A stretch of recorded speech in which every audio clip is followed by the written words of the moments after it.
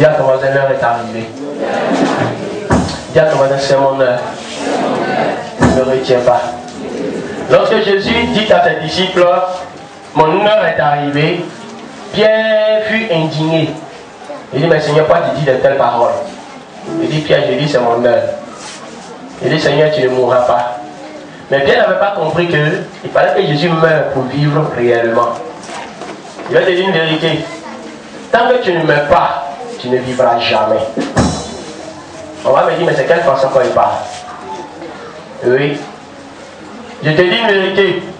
Tant que tu ne mourras pas, bien aimé, tu ne peux pas vivre. Il fallait que tu meurs au péché et que tu revives en Jésus-Christ de Nazareth. Aujourd'hui, plusieurs sont morts. Mais bien aimé, tu es la solution pour leur résurrection au nom de Jésus. Ce n'est pas quelqu'un de hasardeux que Dieu aura choisi. Mais Dieu a regardé, il a réfléchi, il a tenu son conseil. Et puis il t'a désigné toi pour être la source de résurrection de ton prochain au nom de Jésus-Christ de Nazareth. Bien aimé, nous voulons gagner des âmes à Christ. Il est temps que la mission se lève. Je le disais ce vendredi, l'Église a dévié de son but.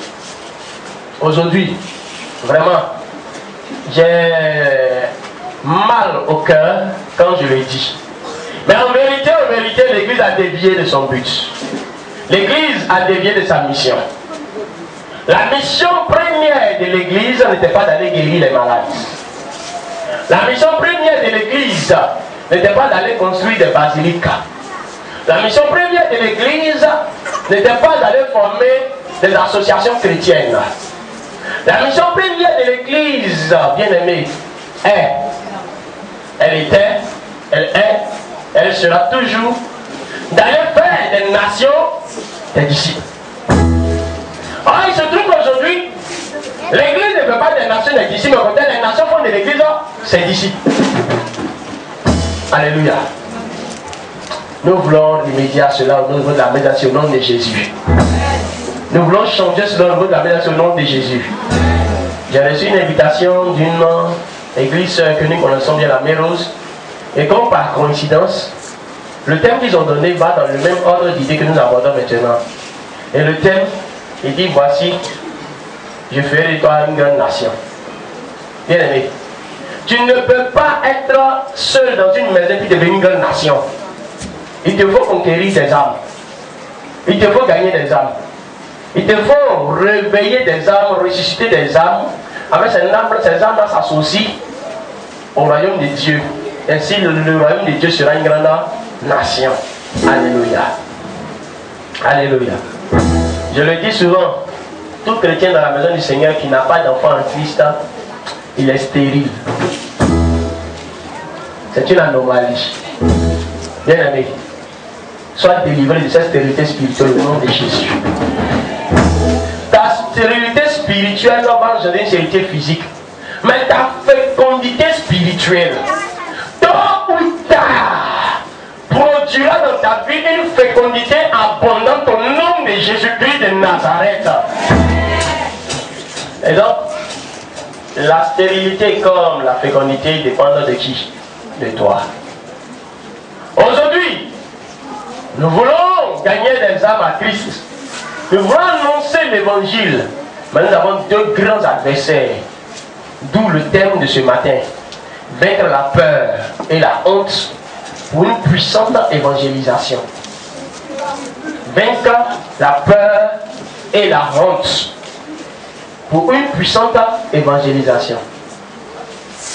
Le vendredi, nous avions parlé de la peur. Comment une petite fille dans le livre de 2 Rois chapitre 5, verset 1 au verset 4, n'a pas eu peur d'aller dire à un général, il y a un prophète dans ma nation. Et le prophète dans ma nation est capable de te guérir de ta lèpre. Sachant que dans la nation du général Naaman, il y avait des prophètes, il y avait des dieux, il y avait Dagon, il était philistin, bien aimé. Mais cette petite fille te dit à Naaman, si tu vas là-bas, il est capable de te guérir.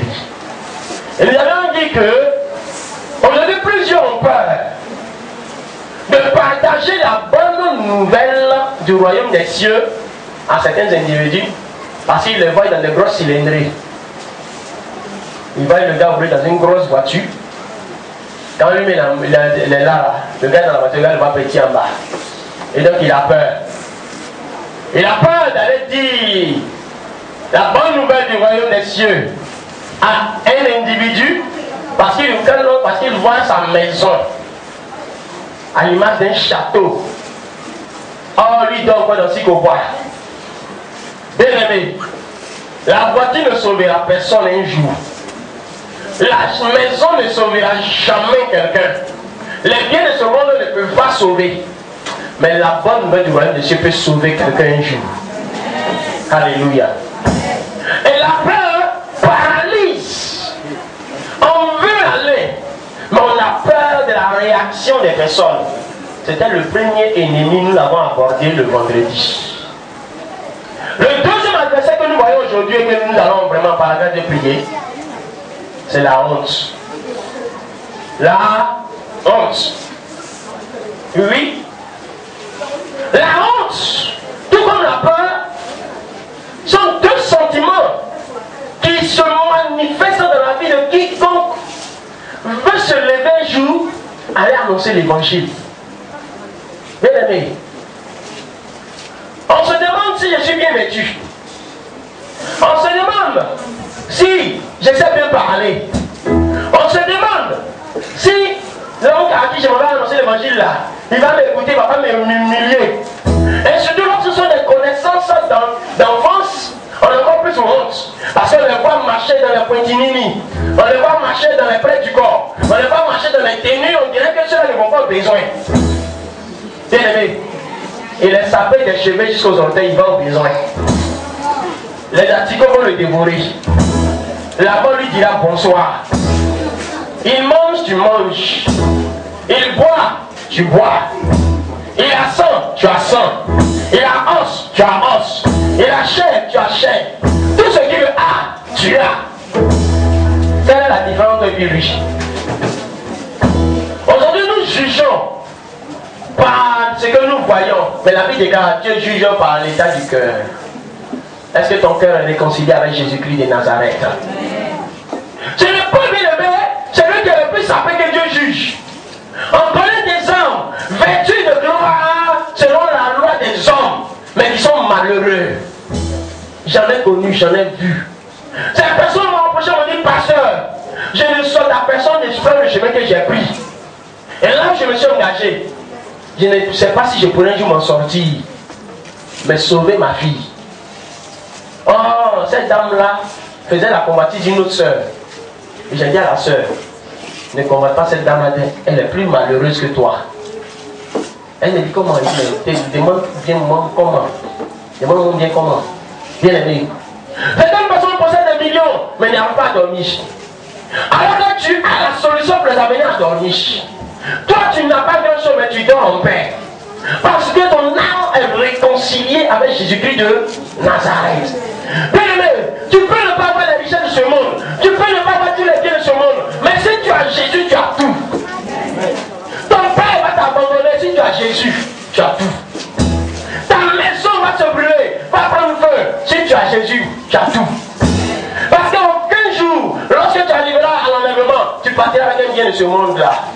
Toutes les richesses que tu as acquises sur la terre vont rester. Et tu partiras tout nu. Tout nu comme un verre. Je dis tout nu comme un verre. Tout nu comme un verre. Nous partirons vers le Seigneur. Tout nu comme un verre. Je dis tout nu comme un verre. Tout nu comme un verre.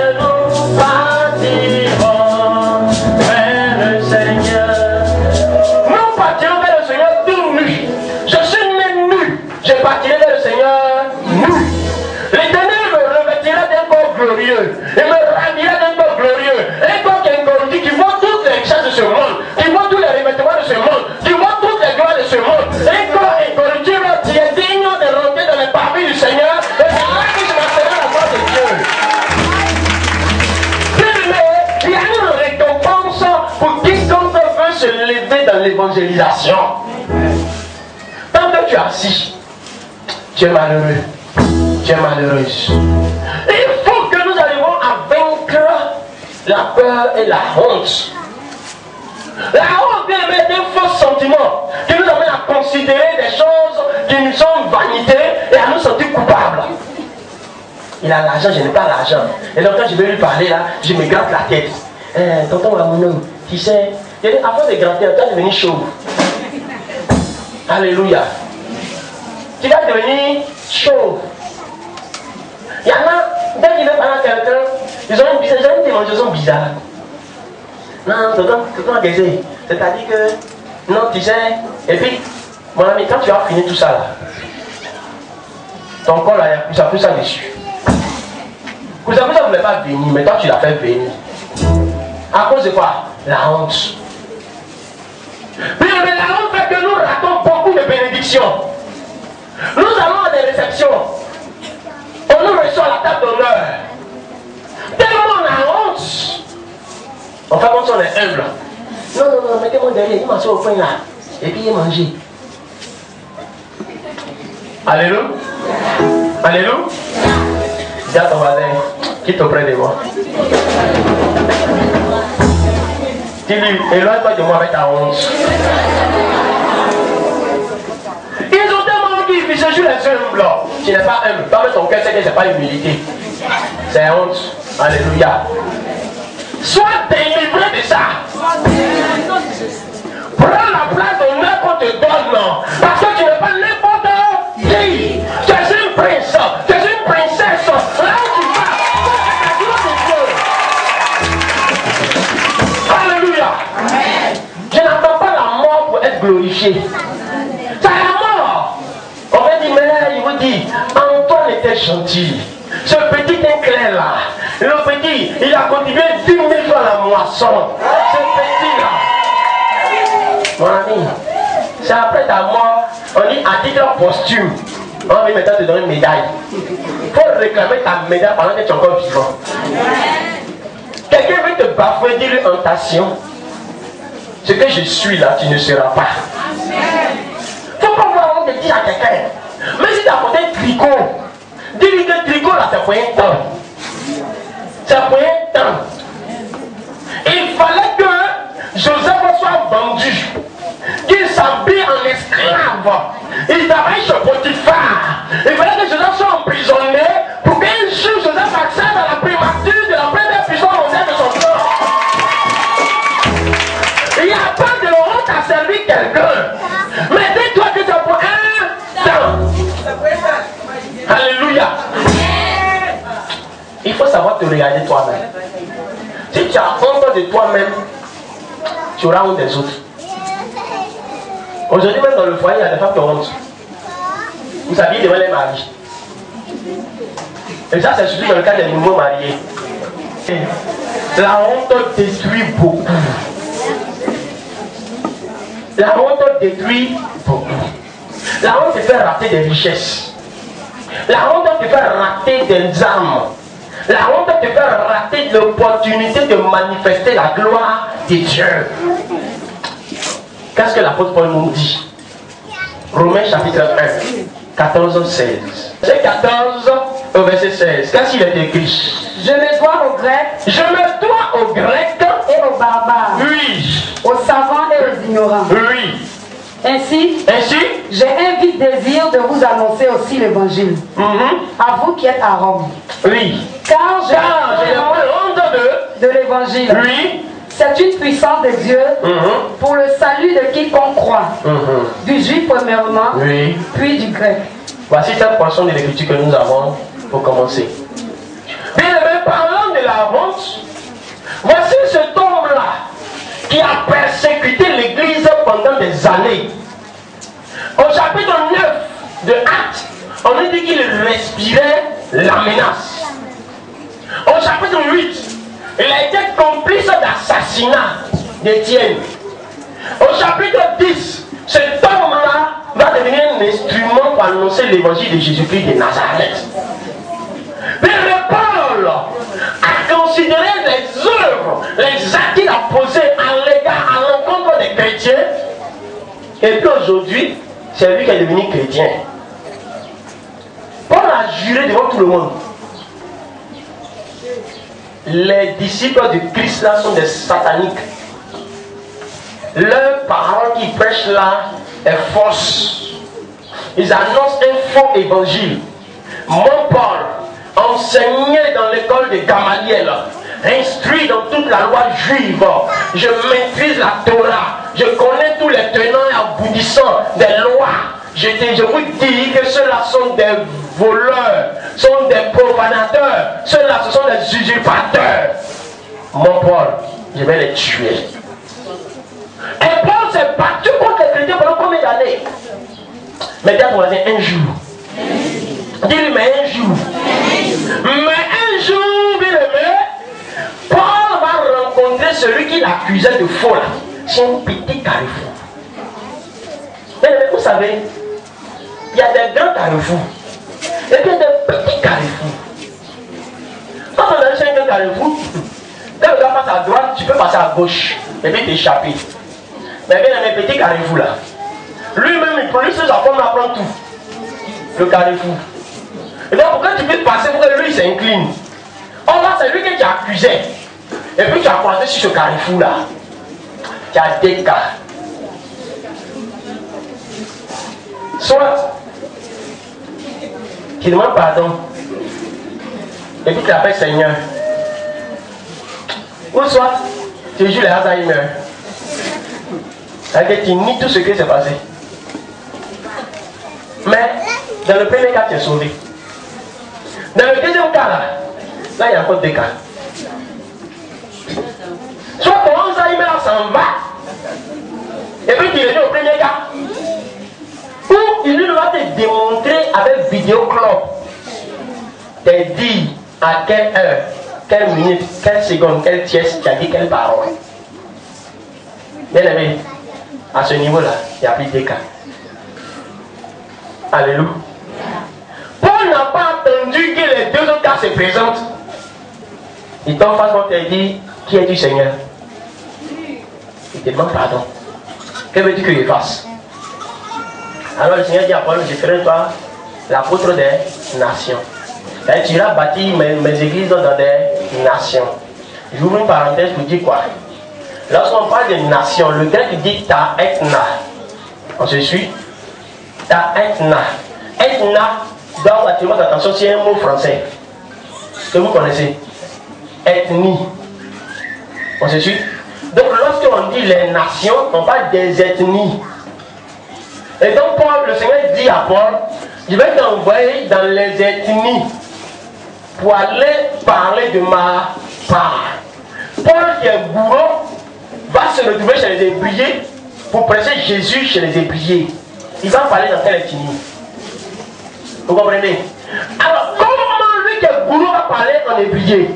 C'est pas par le don qu'il parlait en langue. Le don du parlant ne consiste pas à faire non. Mais il te permet de t'exprimer dans la langue de l'autre personne aussi, comme c'est fait dans lui Actes chapitre 2. Paul va commencer à prêcher dans l'ethnie de plusieurs. Attends, un jour il y avait un débat sur le parlant. Paul dit, vous tous êtes là, il y a qui parmi vous qui n'est pas plus de langue que moi? Moi j'ai fait combien de nations? Combien d'ethnies? Vous avez fait combien d'ethnies? Puis vous taquez. Parce que vous faites si vous avez soif, vous allez donner de l'eau à boire. Paul n'avait plus peur. Parce qu'il avait reçu un mandat de qui? De Dieu. Pour aller annoncer sa parole. Alléluia. Paul allait d'ethnie en ethnie. Aujourd'hui, j'entends parler de prophètes des nations. Mais malheureusement, celui-même là, à Mongokelia Dougou, on ne le connaît pas. Chez lui-même là, à Papepou, on ne le connaît pas. Alléluia. Même chez lui-même à Ferry là, on ne le connaît pas. Alors que moi, je me connais là-bas. Il y a un problème là. Lui-même dans sa propre nation là, son propre peuple là, on ne le reconnaît pas. Et puis quand on parle, il dit, mais la Bible dit, hein, comment c'est jamais le venu chez lui-même. Mon ami, ça va, il a vu. Tu es sûr que c'est toi, on ne va pas te reconnaître. Alléluia. Jésus, même dans sa nation là, il y en a qui le reconnaissent, mais il y en a aussi qui l'ont reconnu. Pourtant, on ne te connaît pas là-bas même. Tu es étranger. Prophète des nations, dites-le. Il ne s'agit pas de la nation de Côte d'Ivoire, nation américaine, c'est pas ça. Il est prophète d'ethnie. Donc, on aller en brousse quelque part là-bas, là-bas, la frontière, là. Il y a un peuple là-bas, on vient de découvrir ça nouvellement. Donc, aller là-bas. Vous avez besoin de prophètes là-bas pour leur dire Jésus est bon. Alléluia. S'il n'y a pas quelqu'un ici qui a pris ici, prophète des nations, et puis il a mis ici, il est attrapé sur Carrefour. C'est pas grand là, petit là. Avec ça, on va mettre les choses au clair. Jérémie était prophète des nations. Lisez bien sa Bible, son histoire. Il allait de peuple en peuple. C'est clair, non? Je ferme la parenthèse. Paul, apôtre des nations, allait de nation en nation. Lui qui avait dit au départ que l'évangile que prêchaient les disciples était faux. Bien aimé, c'est ce Paul aujourd'hui qui doit se retourner venir dire que c'est vrai. Vous voyez la chose maintenant. Aujourd'hui, le gars il a menti. Et puis il découvre que c'est la vérité. Pour venir se repentir pour dire les gars, c'est qu'il y a des faux. Hein. C'est difficile à cause de la honte. Paul a compris que aller annoncer l'évangile, bien aimé, était une chose très importante. De parce que nous avons lu, la première leçon que nous retenons du premier verset dit, je me dois. Ça veut dire que pour Paul, il a compris que l'évangélisation était une obligation. Ce n'est pas un choix. Ce n'est pas facultatif. Ce n'est pas que si tu veux évangéliser, si tu veux évangéliser, ce n'est pas ça. Tu n'évangélises pas, tu vas en faire. Alléluia. Alléluia. Tu n'annonces pas Jésus. Bien aimé, tu es un juif. Et donc tu seras sauvé le jour où les juifs seront sauvés. Maintenant, avant Daniel, je suis église. Donc je serai sauvé le jour où l'église sera. Bon, attends de choisir.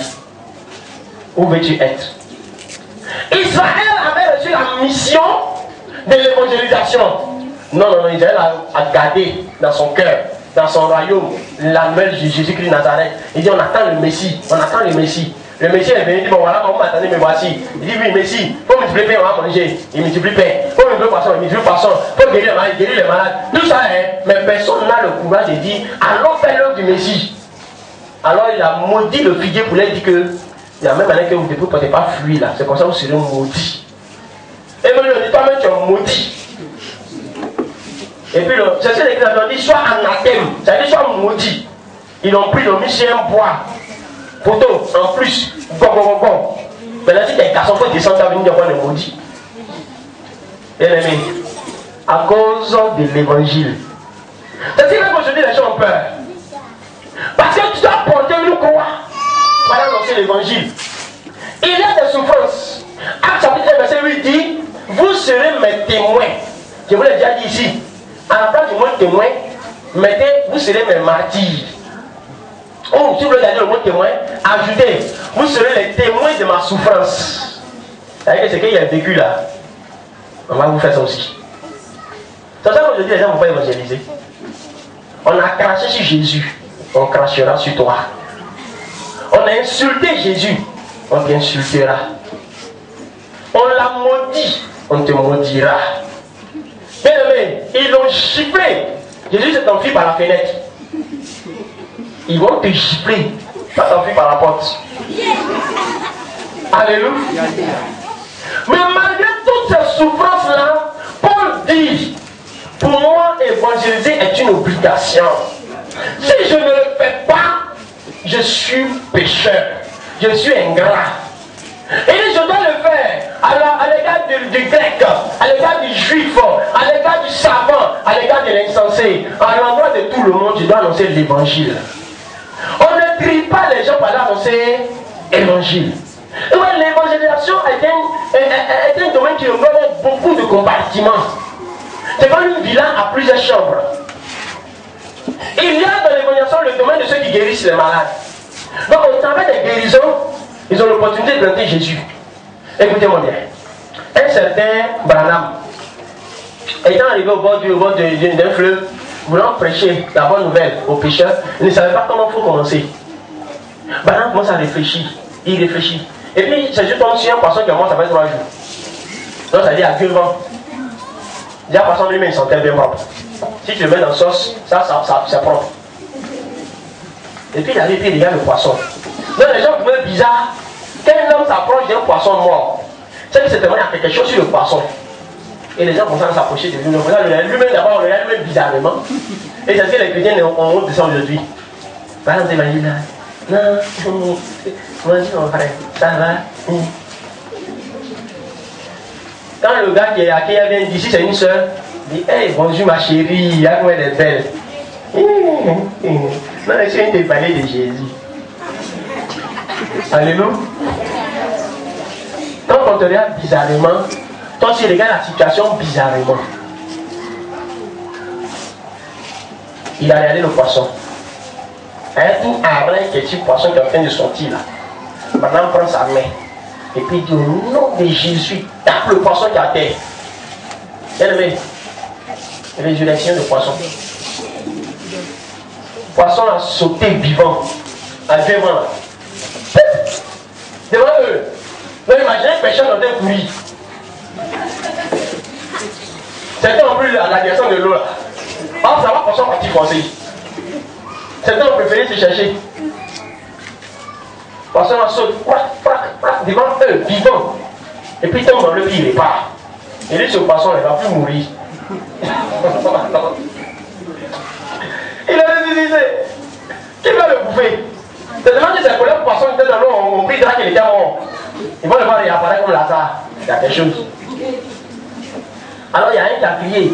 Mais c'est quoi ça? Il dit non, mais ce que tu as vu là, c'est pas la puissance d'un nom. C'est le nom de Jésus. Mais c'est quel nouveau nom ça là? Vraiment, on a commencé en même temps. À prêcher Jésus. Bien aimé, il n'y a rien de bizarre à prêcher Jésus-Christ de Nazareth. C'est une obligation pour toi de prêcher Jésus. Paul dit, malgré les souffrances, les difficultés de prendre dedans, c'est une obligation. Si je dois mourir, que je meure en prêchant l'évangile. Si je dois être riche, que je sois riche en prêchant l'évangile. Alléluia. La première leçon nous dit que évangéliser est une obligation. Alléluia. Alléluia. Il a compris que, bien aimé, il y a un désir qui doit nous animer. Le verset 15 dit quoi à côté? J'ai. Le verset 15. Oui. Ainsi. Ainsi, j'ai un vif désir. Ainsi, j'ai un vif désir de faire quoi? De vous annoncer aussi l'évangile. Vous comprenez? Un vif désir. Paul n'était pas froid. Aujourd'hui, quand les personnes prêchent l'évangile de Jésus, on a l'impression que Jésus c'est un Jésus dormeur.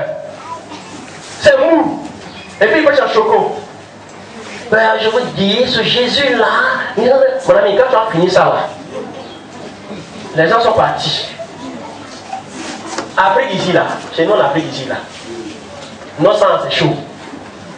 Là, toi tu viens parler là, il faut parler en chaud. Bien aimé, Paul dit, j'ai un vif désir d'aller vers vous pour vous annoncer quoi? L'évangile. Aujourd'hui, quel est le désir qui nous anime? Le désir d'aller faire Papatoya. Le désir d'aller jouer aux Anzouni. Le désir de pratiquer des scénarios qui ne vont pas glorifier le nom de Jésus. On prend parole de celui-là pour aller chez celui-là, de celui-là pour aller chez celui-là, ou au pire les gars, si on se rassemble, ça va aller à Ménégré.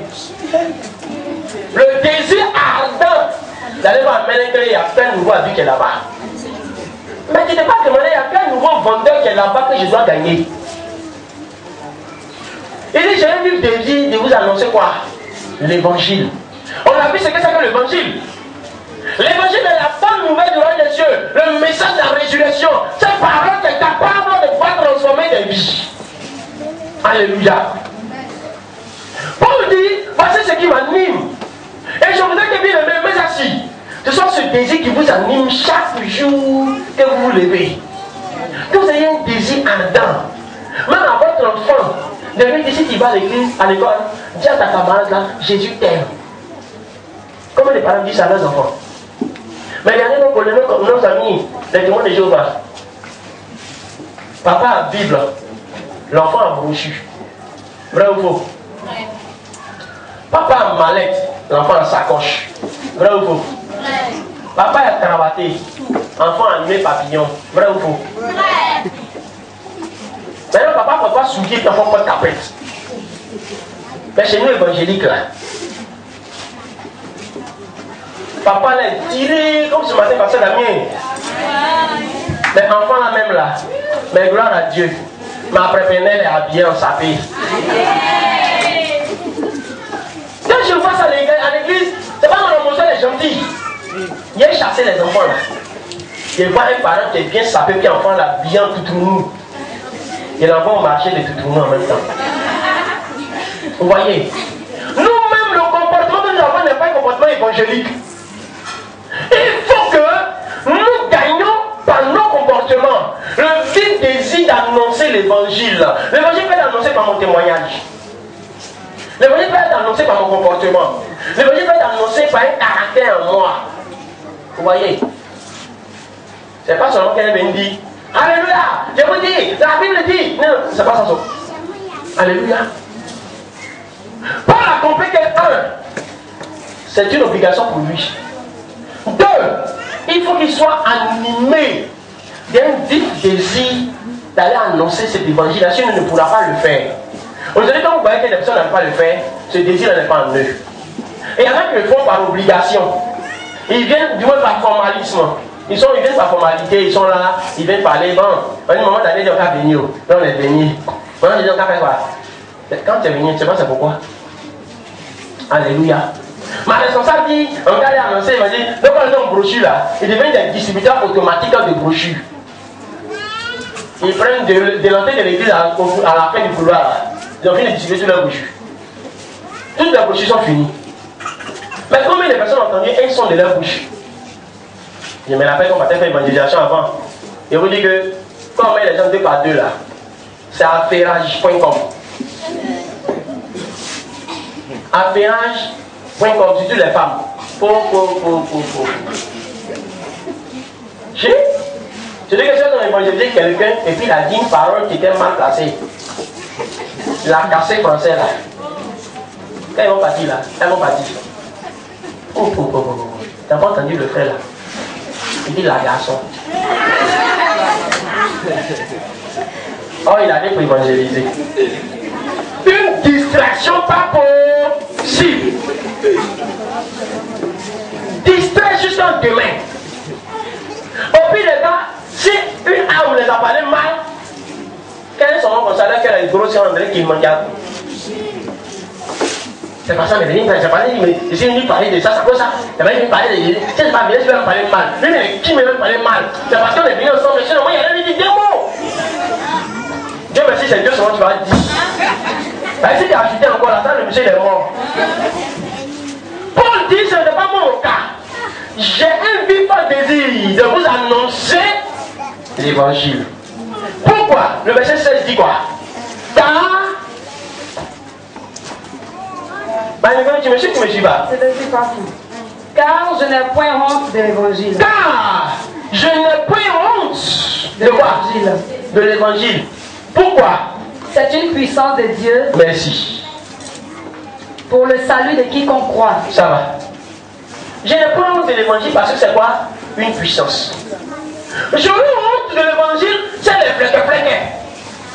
Mais vous dites une vérité aujourd'hui là. Notre évangile est fleque. L'évangile que nous prêchons aujourd'hui est dénudé de puissance. L'évangile que nous prêchons aujourd'hui là n'a plus de dynamisme. Mais on a dit que le salut de ce monde là ne veut pas venir d'une série de prières. Je vous dis une vérité. Allez prêcher, allez prier, allez jeûner, le monde ne sera jamais transformé. Le monde au côté il a de mal en pire. Mais bien aimé, la puissance pour transformer le monde là se trouve dans quoi? Selon le texte là. Je n'ai pas honte de quoi? Donc qu'est-ce qui est la puissance pour délivrer le monde? Donc la dynamisme pour délivrer le monde là, pour transformer le monde La puissance pour libérer le monde du joug satanique n'est pas dans tes 40 jours, 80 jours de jeûne et prière. Alléluia. Donc tes jeûnes pour le monde là c'est 0. Oui. Pardon, il faut grossir. La transformation du monde ne viendra pas des États-Unis. Je vous dis une vérité. La transformation du monde ne vient pas d'un régime au pouvoir. La transformation du monde aujourd'hui, le salut du monde aujourd'hui, ne vient pas d'une puissance économique quelconque, mais elle viendra de l'évangile. C'est l'évangile qui contient la puissance pour transformer. Écoutez, lorsqu'on va en pharmacie, bien aimé, on parle de la substance active.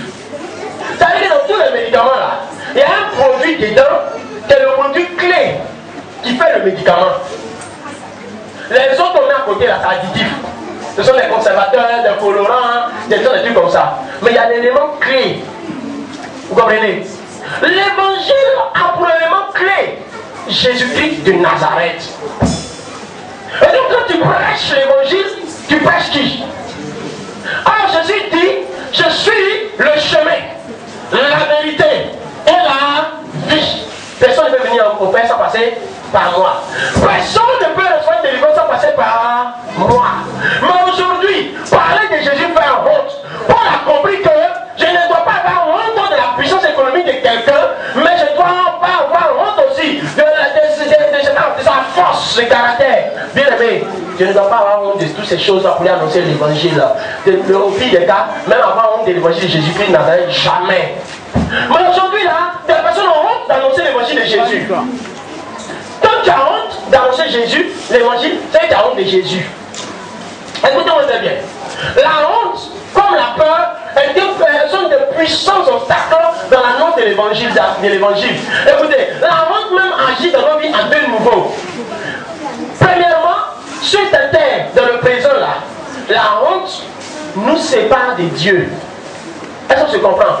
La honte nous empêche de faire la volonté de Dieu. Sur terre, elle nous prive des bénédictions qui sont notre part.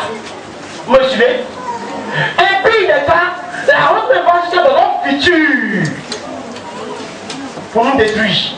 Lisons Luc chapitre 9, verset 5-26, dit quoi? Luc 9, 26. Luc 9, 26. Écoutez-le bien. Car quiconque aura honte de moi, si tu veux, j'ai bien, maintenant quoi, tu vas écouter. Quiconque aura honte de moi, quiconque aura honte de mon nom, quiconque aura honte de dire mon nom, quiconque se va se sentir humilié de dire que moi j'adore Jésus là. Et de quoi? Ma parole, c'est-à-dire l'évangile, la prédication de la croix. Quiconque n'aura pas le courage de dire à quelqu'un, l'évangile de Jésus est le moyen de salut pour ton âme là. Jésus dit quoi? Le Fils de l'homme aura honte de lui. Le Fils de l'homme aura honte de lui. Est-ce que vous comprenez ça? Quand on va lever devant papa là, au jugement dernier, Jésus dira que je ne vous connais pas. Tu as eu honte de lui sur la terre, non? Lui aussi, le honte de toi ou ça? Alléluia. Donc, devons-nous laisser la honte continuer à nous détruire? Devons-nous laisser la honte continuer à nuire notre vie? À bloquer nos bénédictions? Aujourd'hui, quand on fait de blocage de bénédictions, c'est l'esprit de sorcellerie au moins seulement. Sorcellerie, t'es détruit, t'as volé les bénédictions. Sorcellerie, je te marche la tête, je te marche. Et la honte aussi détruit ta bénédiction. Aujourd'hui, voilà un esprit qu'il faut mettre en compte. Alléluia. La honte fait que pour annoncer l'évangile de Jésus aujourd'hui, tu as un problème. Or, quiconque annonce l'évangile est agréable à Jésus-Christ de Nazareth. Alors, regarde si toi-même tu es agréable à Jésus. Nous voulons délivrer le monde, vrai ou faux? Nous voulons changer la Côte d'Ivoire, vrai ou faux? Prêchons le véritable évangile. Alléluia. L'évangile de la résurrection de Jésus-Christ de Nazareth pour le salut du monde entier. Prêchons cet évangile-là. Bien aimé, je voudrais terminer ce matin pour vous dire quoi? Si nous comprenons que l'évangélisation est une obligation pour nous, et que quand nous devons être animés d'un désir, sans quoi nous ne pourrons pas annoncer cet évangile-là. Et toi, nous ne devons pas avoir honte de parler de Jésus partout où nous sommes là. Bien aimé, c'est à raison. C'est à raison. Il y a beaucoup d'actions que nous posons sur la terre. Aujourd'hui, lorsqu'on a dit parce que nous devons voyager, certaines personnes ont contribué. Tout le monde a payé quelque chose. Alléluia. Lorsqu'on dit parce que va être opéré, chacun va donner quelque chose. Lorsqu'on dit quelqu'un s'est marié, on va donner quelque chose. Lorsqu'on dit Dieu veut lever la paix, on va venir faire. On a beaucoup d'actions qu'on pose dans la maison du Seigneur. Mais vous dites une vérité. Ces actions nous suscitent des bénédictions. Il n'y a pas de souci là-dessus. Mais les vraies bénédictions, je dis bien les vraies bénédictions, les réelles bénédictions, celles-là même qui réjouissent le cœur de papa là, sont toutes les actions que nous posons qui sont en rapport avec l'évangélisation. C'est-à-dire que quelqu'un va évangéliser. Moi je sais que je n'ai pas cette force-là pour le moment d'aller évangéliser. Je n'ai pas cette dynamique-là pour aller m'arrêter devant les gens pour dire Jésus t'aime. Je suis encore sous le pouvoir de la honte là. Je peux financer pour payer des brochures. Maman Jésus s'en va évangéliser. Elle a besoin de brochures. Je sors mon argent. Maman Jésus, tiens 50 000 francs. Paye les brochures. Et puis payer le transport de ceux qui vont aller évangéliser. C'est pas une action? Est-ce que tu n'as pas évangélisé aussi? Dieu te bénit. Alléluia. Et il y a un groupe qui dit, ah moi vraiment, j'ai encore ce mal là, mais il faut que je prie pour ceux qui vont annoncer l'évangile là. Et puis il se retire, il jeûne, il prie spécialement pour moment ce Dieu son équipe qui vont au confé de la paix d'Abidjan, aux endroits d'Anobo, pour aller annoncer l'évangile là. C'est ta part aussi que tu fais. Dieu est content. Alléluia. Quand tu te promènes, et que tu prends une brochure, tu donnes à quelqu'un, même si on t'a dit un mot, mais avec un joli sourire. Et tiens, quand tu entends, tu parles, tu peux le lire. Et puis elle est contente derrière. Dieu t'apprécie. De tout ce que nous recevons comme miracle, c'est ce miracle-là qui réjouit le cœur de Dieu. Terminons avec Luc 15. Il dit quoi? 15, 1 à 7. Écoutez bien cette parabole et nous allons prier le Seigneur. Oui. Luc 15, 1 à 7. Qu'est-ce qu'il dit? Tous les publicains et les gens de mauvaise vie s'approchaient de Jésus pour l'entendre. Est-ce que vous comprenez? L'évangile ne s'annonce pas à des chrétiens. Alléluia. On se comprend maintenant? Aujourd'hui, on voit des gens qui ont annoncé l'évangile à des chrétiens. On dit les publicains et les gens de mauvaise vie. C'est-à-dire, allez au cœur là. Il y a des femmes là-bas.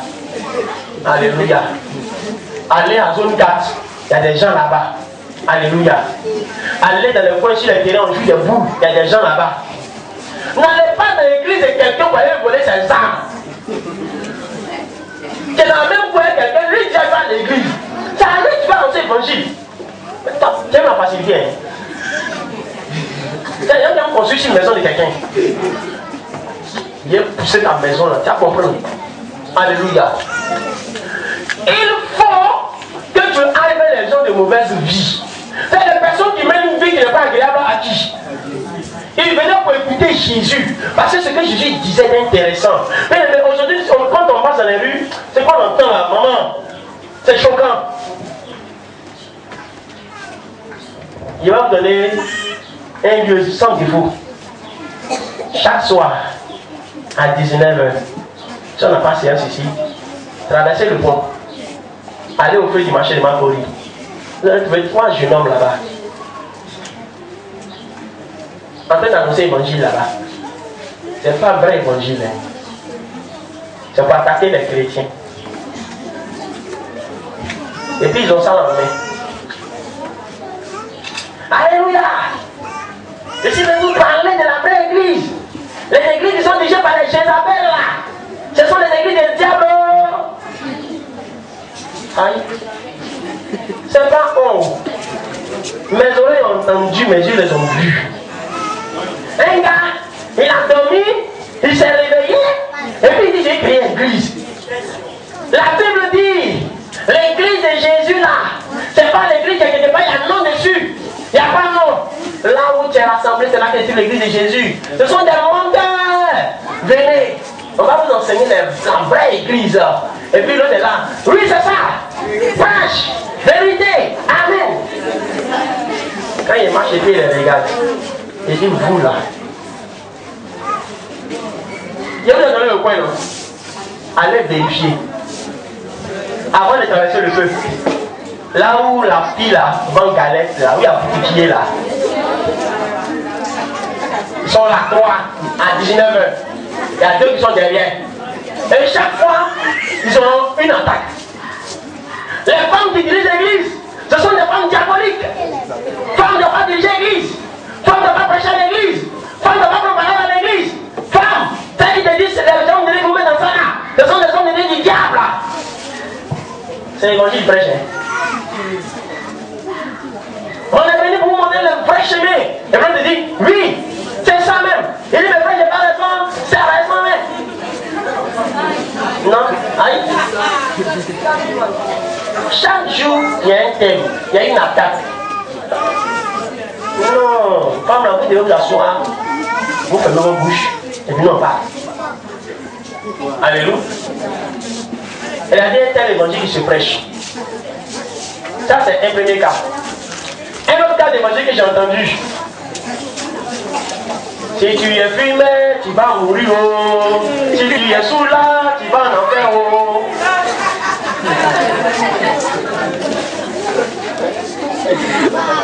C'est l'évangile. Et puis il prêche ça. Il commence à avoir ma chanson de ça là. Hein. Les fumeurs n'iront pas au ciel. Jésus revient. Hey, hey, hey. Tu es devenu voiture. Oh. Jésus revient.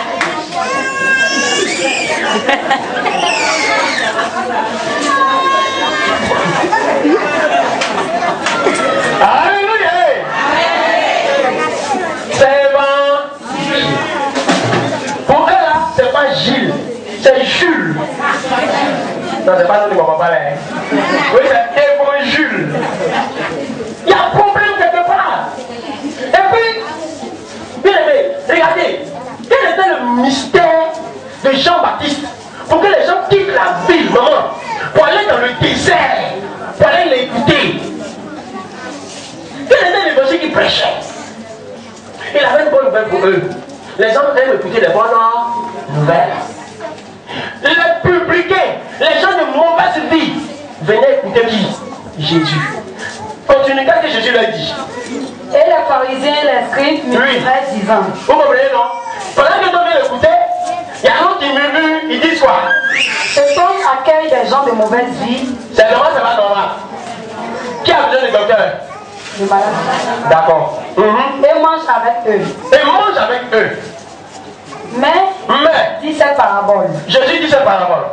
Quel homme d'entre vous, lequel d'entre vous, s'il a 100 brebis, et qu'il en perd une, et qu'il en perd combien? Il n'a pas perdu les 100, il a perdu combien? Une seule brebis, il dit une. Quel est?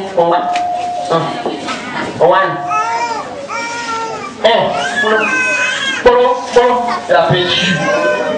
On est pour encore. Ça là, et pour là, il a perdu. Oh, il a combien? 100. À cause d'une seule brebis là, il fait quoi?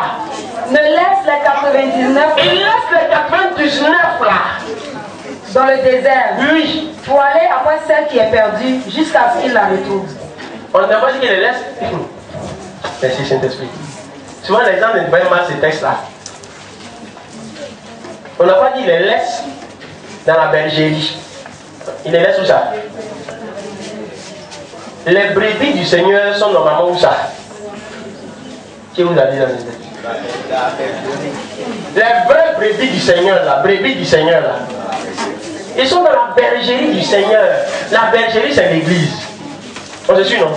Mais ces brebis là dont on parle sont où ça? Dès qu'ils sont dans le désert, la Bible dit que ce sont aussi des brebis du Seigneur. Est-ce que vous comprenez? Parce que c'est Dieu qui les a créés. Celui qui est dans le monde là, arrête le jeu, vous dit, il y a un diable comme ça, panier, un sorcier là. Toi-même, tu n'es plus qu'il n'est que lui. Alléluia. Il va dans le désert pour aller chercher un qui est perdu là. Il laisse les 99 autres là. Bien aimé, chaque âme est particulière devant Dieu. Chaque âme est spéciale devant Dieu. Oui. Lorsqu'il l'a retrouvé, il la met avec joie sur ses épaules. Il la met avec tristesse sur ses épaules. Alléluia. Oui. Et de retour à la maison, il appelle ses amis et ses voisins et leur dit. On dit il est arrivé où ça? Vous êtes là, il est où ça? Non, il devait revenir dans le désert encore. On dit il va à la maison avec la brebis qu'il a trouvée là. Bien aimé, on n'évangélise pas quelqu'un pour le laisser dehors. Alléluia. On ne va pas gagner une âme pour laisser dehors. Tu as laissé quelqu'un d'ignorant dans le désert. Tu as trouvé une brebis. Tu la portes sur tes épaules. C'est-à-dire que toi-même là, tu vas la chercher. Moi je dois savoir quand Jésus me dit, je t'attends devant l'église, hein. Tu l'attends devant l'église. Non, comment tu vas dans le bain? Je t'attends demain, hein. Tu vas dans l'église là, tu vas dans la boulangerie, non? Il y a une maison qui est en grise, et puis il y a un jaune dedans là. À côté, il y a une étage, on met ça assis. C'est ça. Il faut venir, t'attends la paix, hein. Je suis dit, je vais venir demain. Attends-moi, il vient. Vrai ou faux? Maintenant, on est là et puis on dit, il n'est pas venu, maintenant, ça lui passe. Tu m'as doublé, non? Faux évangéliste. Il va dans le désert pour aller le chercher. Il le soulève, il met sur son épaule. Lui-même, il pense que lui, ça va à la maison avec lui. Et qu'il arrive là-bas, il en joie, il n'est pas en joie. Il y a de la joie bien aimée dans la maison de Dieu. Lorsqu'une âme est sauvée, lorsqu'une âme est ajoutée à Jésus-Christ, dans le royaume de Dieu. Tout à l'heure, on dit, il y a des personnes qui sont venues dans la maison du Seigneur, qu'une seule personne se lève là. Il doit avoir de la joie dans ce lieu-là. Il doit avoir de la joie, des tremblements, des acclamations, parce qu'une âme a été sauvée du désert. Dans le désert, il y a souffrance. Dans le désert, il y a douleur. Et puis, tu as sauvé cette âme-là, bien-aimée. Continue, oui. Réjouissez-vous avec moi. Car j'ai retrouvé ma brebis qui était... Les deux personnes de ce matin, tenez-vous debout. Et l'église va se réjouir avec moi en acclamant Jésus-Christ de Nazareth. Les deux personnes, levez-vous. Et on acclame Jésus pour l'église.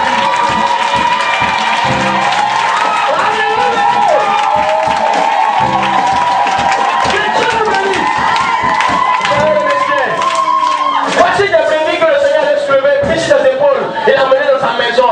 Bien-aimé, là il dit, réjouissez-vous avec moi, car oui, j'ai retrouvé ma brebis. J'ai retrouvé ma brebis qui était perdue.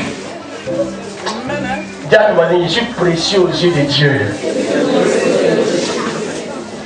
Regarde ton voisin, dis-lui Dieu dans Dieu, je suis précieux aux yeux de Dieu. Sur la terre, il y a réjouissance.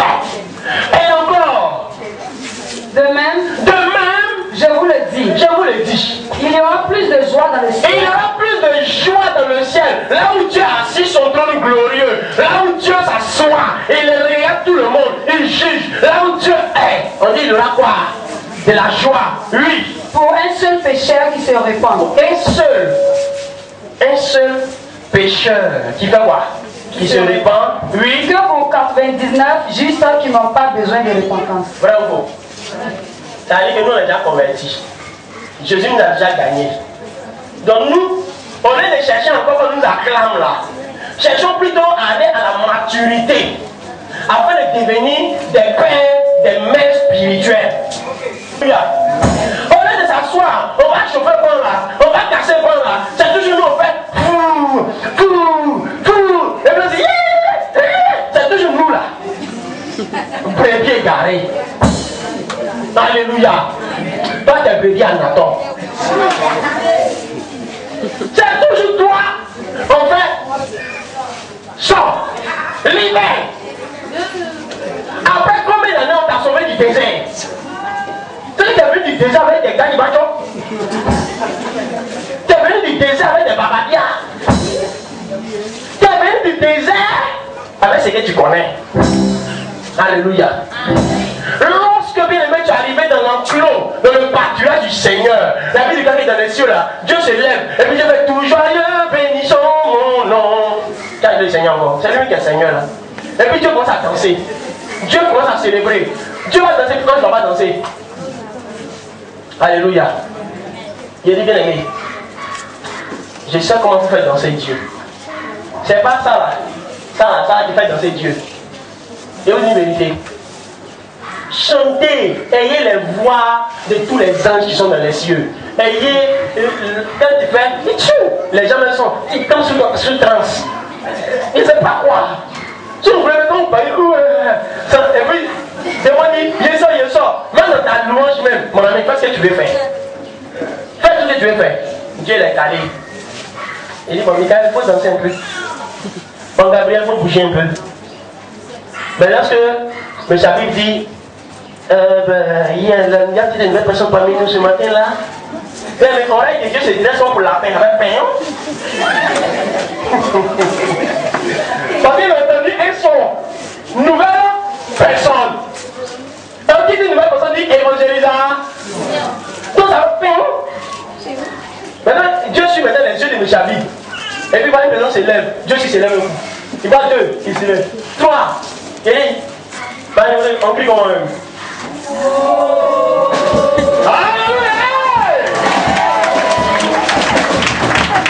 J'entends ce cri là dans le ciel. Mais Dieu qui connaît chaque chose là, il sait qui a envoyé la personne. Et puis Dieu dit dans son cœur, il y a un crédit entre moi et puis Madame Daniel. Parce qu'elle vient de me faire danser cette dame là. Elle vient de m'amener à bouger. Ce sont les actes que nous posons qui sont en rapport avec l'évangélisation qui suscitent la joie dans le cœur de Dieu. Et Dieu considère que c'est un vrai crédit. Quand tu payes ta dîme, ce n'est pas crédit. Tu fais offrande, ce n'est pas crédit, c'est pour toi-même. Mais quand tu vas mettre une âme, tu as rempli le royaume de Dieu. Dieu dit, toi tu es mon partenaire. Moi, au travers de mes enseignements, j'amène les âmes à la conversion. Il n'y a pas fini de faire enseignement et puis il n'y a pas trouvé quelqu'un. Il y a toujours quelqu'un que Dieu va changer, donc Dieu va changer sa vie. Même les païens viennent me trouver à la maison pour dire, excuse-moi, j'ai entendu qu'ils viennent te voir. Tu es foutu à moi. Tu as donné ta vie à Jésus. Parce qu'il parlait de ce Jésus que je connais là.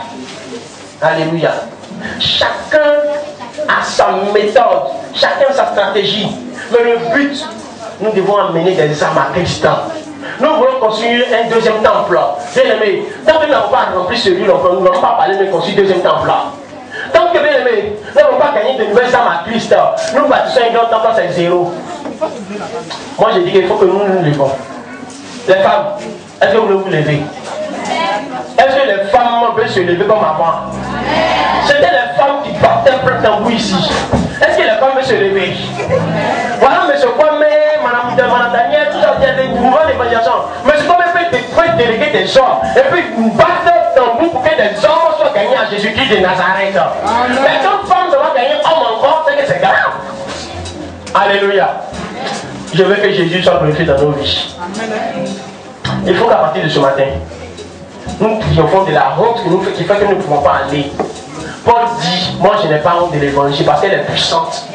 C'est quand elle est faible que j'aurai honte. Vrai ou faux? Mais elle est une puissance. Que le nom de Dieu soit béni ce matin dans nos vies.